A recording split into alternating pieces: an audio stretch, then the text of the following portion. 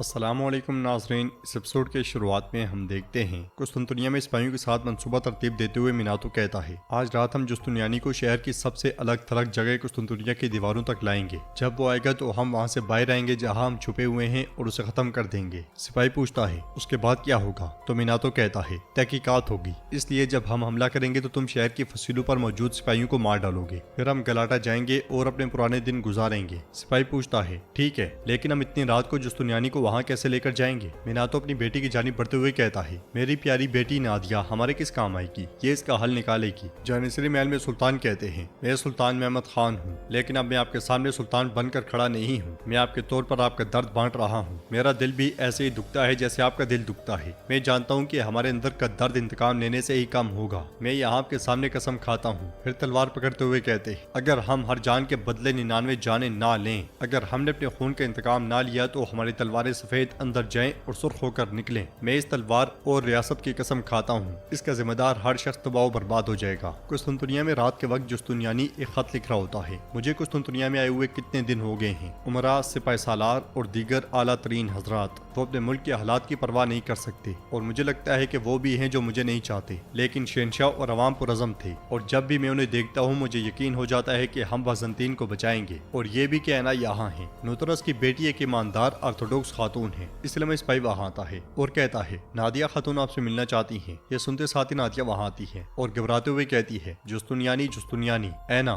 جستنیانی ایک دم سے کہتا ہے کیا ہوا اسے؟ اگلے منظر میں جستنیانی تنے تنہا آگے بڑھ رہا ہوتا ہے جبکہ میناتو کا ایک سپاہی اس کا پیچھا کر رہا ہوتا ہے۔ کچھ دیر تعاقب کرنے کے بعد سپاہی سیدھا میناتو کے پاس جاتا ہے تو میناتو اس سے پوچھتا ہے کیا ہر کوئی اپنی جگہ پہ تعینات ہے؟ سپاہی کہتا ہے جی ہاں۔ جستنیانی اس مقام پہ پہنچتا ہے تو وہاں کوئی نہیں ہوتا۔ کچھ دیر کے بعد میناتو سپاہیوں کے ساتھ سامنے آتا ہے اور اپنا چہرہ عیاں کرتے ہوئے کہتا ہے آخری چارہ جو تم دیکھو گے وہ میرا ہوگا، سپاہیوں حملہ کرو۔ جستنیانی بھی مسکراتے ہوئے ان پہ ٹوٹ پڑتا ہے اور پلک چپکتے ساتھ ہی آس پاس موجود سپاہیوں کو مار گراتا ہے۔ میناتو ڈرتے ہوئے ہاتھ اٹھاتا ہے اور کہتا ہے کیا تم نے سوچا تھا کہ یہ ختم ہو گیا ہے؟ اس کے اشارے پر مزید سپاہی وہاں آتے ہیں تو جستنیانی کہتا ہے پھر دیکھتے ہیں۔ یہ کہتے ساتھ ہی وہ بلند آواز سے کہتا ہے ہماری عزت کے لیے۔ یہ سنتے ساتھ ہی اس کے سپاہی نکل کر میناتو کو گھیر لیتے ہیں۔ میناتو ڈرتے ہوئے سپاہیوں سے کہتا ہے حملہ کرو۔ ان کے حملہ کرتے ساتھ ہی جستنیانی سپاہیوں کے ساتھ ان پہ ٹوٹ پڑتا ہے۔ لڑائی کے دوران سپاہی کے ایک وار سے میناتو زخمی ہو جاتا ہے، اس لیے میں نادیہ اپنے آپ کو ڈانپے وہاں آتی ہے۔ اسے دیکھتے ہوئے جستنیانی کہتا ہے میں آپ کا مشکور ہوں۔ زخمی ہونے کے باوجود میناتو سپاہی کو موت کے گھاٹ اتار دیتا ہے اور وہاں سے بھاگ نکلتا ہے۔ یہ دیکھ کر جستنیانی کہتا ہے وہ زخمی ہے، بھاگ نہیں سکتا، پیچھا کرو اس کا سپاہیوں۔ پھر نادیہ سے پوچھتا ہے تم نے ایسا کیوں کیا؟ کوئی شخص اپنے باپ کے ساتھ کیسے غداری کر سکتا ہے؟ آپ کے پاس مضبوط وجوہات ہونی چاہیے۔ تو نادیہ اسے کہتی ہے میری سب سے بڑی وجہ تم ہی ہو۔ ادرنی میں دیوان لگا ہوتا ہے کہ سلطان وہاں داخل ہوتے ہیں اور دعا کے ساتھ دیوان کا آغاز کرتے ہیں اے فتح کے دروازے کھولنے والے یا رب ہمارے لیے بہترین دروازے کھول دے۔ دعا کے بعد سلطان بیٹھتے ہوئے کہتے ہیں چونکہ قاتلانہ حملے کے واقعات اب ماضی بن چکے ہیں،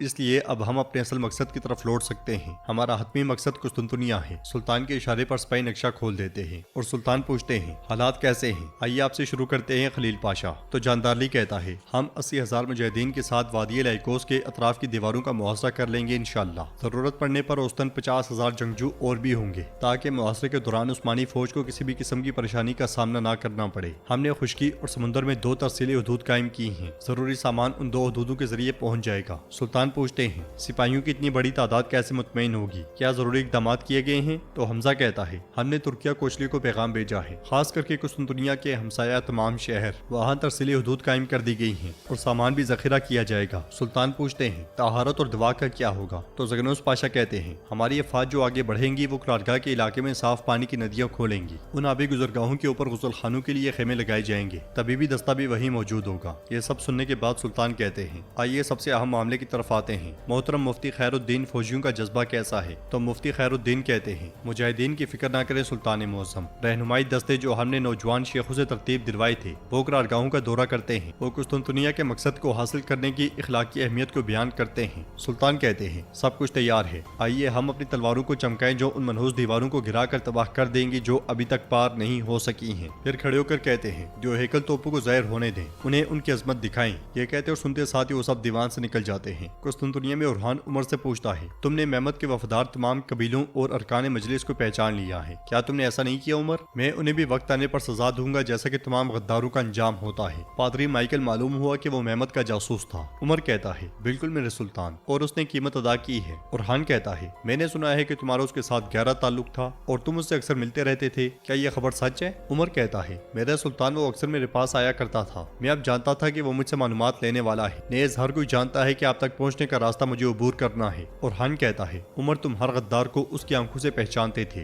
और उसकी शक्ल से पहचानते थे, है ना? लेकिन अब जैसे जैसे तुम्हारी उम्र बढ़ती जा रही है, मैं देख रहा हूँ कि तुम्हारा दिमाग भी इसी तरह बूढ़ा हो गया है जिस तरह तुम्हारा जिस्म बूढ़ा होता जा रहा है। रास्ता दुश्वार है उमर, मौजू बड़ी अहमियत का हामिल है। मुझे अब जवान भेड़ियों की जरूरत है, बूढ़े नहीं। ये कहते साथ ही उरहान हाथ आगे करता है तो उमर उसके हाथ का बोसा लेता है। जाते जाते उरहान उससे कहता है, फिक्र ना करो, तुम्हारी याद मेरे साथ रहेगी। उरहान के जाते साथ ही मुस्तफा रस्सी लेकर कमरे में दाखिल होता है और उमर से कहता है, ये फितरत का कानून है, जवान शेर बूढ़े शेर को खाता है। ये कहते साथ ही उसे घुटनों के बल कर देता है। उमर उससे कहता है, तुम वही हो जो सुल्तान उरहान तक पहुंचना चाहते थे? जवाबन मुस्तफा कहता है, हाँ मैं वो हूँ जो उरहान गद्दार तक पहुंचना चाहता था। ये कहते साथ ही वो उसे फंदा लगाना शुरू कर देता है। उमर अपने आप को बचाने की नाकाम कोशिश करते हुए कहता है, मैं जानता था कि तुम गद्दार हो मुस्तफा, मगर कुछ देर के बाद ही उसकी सांसें थम जाती हैं और मुस्तफा कहता है, तुमने अपने हिस्से का काम कर दिया है, अब उरहान की बारी है, तुम सब सुल्तान महमद खान के हुक्म पर बैत करोगे, सब के सब। ये कहते साथ ही मुस्तफा चला जाता है। उधर संजाक में जलाल के कमरे के बाहर सिपाही बालीबे को रोक लेता है और कहता है, अपनी तलवारें दे दें।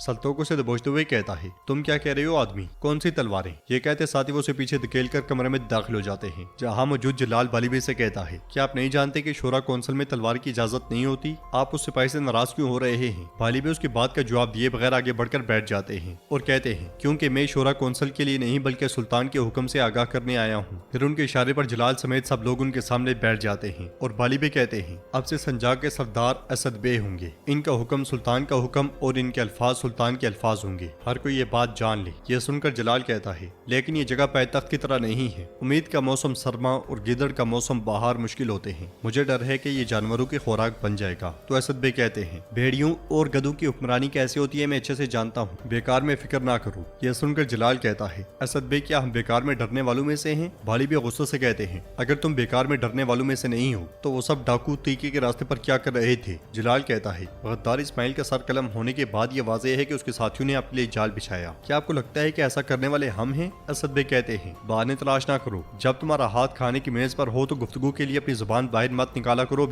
जलाल कहता है, अगर ये ज्यादा देर तक रहा तो क्या होगा? बालीबे कहते हैं, फिर तुम्हारी जिंदगी खत्म हो जाएगी। अब बात खत्म हो गई है और हुक्म जारी कर दिया गया है। हुकूमत के खिलाफ बगावत करने वाले के दांत तोड़ दिए जाएंगे और फैसला ना मानने वालों के सर काट दिए जाएंगे। ये बात जान लो। जलाल सीने पर हाथ रखते हुए कहता है, जो हुक्म। अब आप थक गए होंगे, मुनासिब होगा अगर आप आराम करने के बाद इस मसले पर बात करें। मैं आपके लिए कमरा तैयार करवाता हूँ। ये कहते साथ ही जलाल चला जाता है। उसके जाने के बाद बालीबे असद से कहते हैं, ये बागी हो गया है और कुछ नहीं कहा जा सकता कि ये क्या करेगा, हमें एहतियात करनी चाहिए। तो असद कहता है, आप ठीक कहते हैं बालीबे, मैं फौरन कासिद भेजता हूँ। मैं आसपास के गाँव और शहरों में सरदारों और कायदीन सबको बुलाता हूँ। तो नाज़रीन, इसके साथ ये एपिसोड भी इख्तिताम पजीर होती है। अगर आपको वीडियो पसंद आए तो वीडियो को लाइक करें, चैनल को सब्सक्राइब करें और नोटिफिकेशन बेल को दबाना मत भूलें।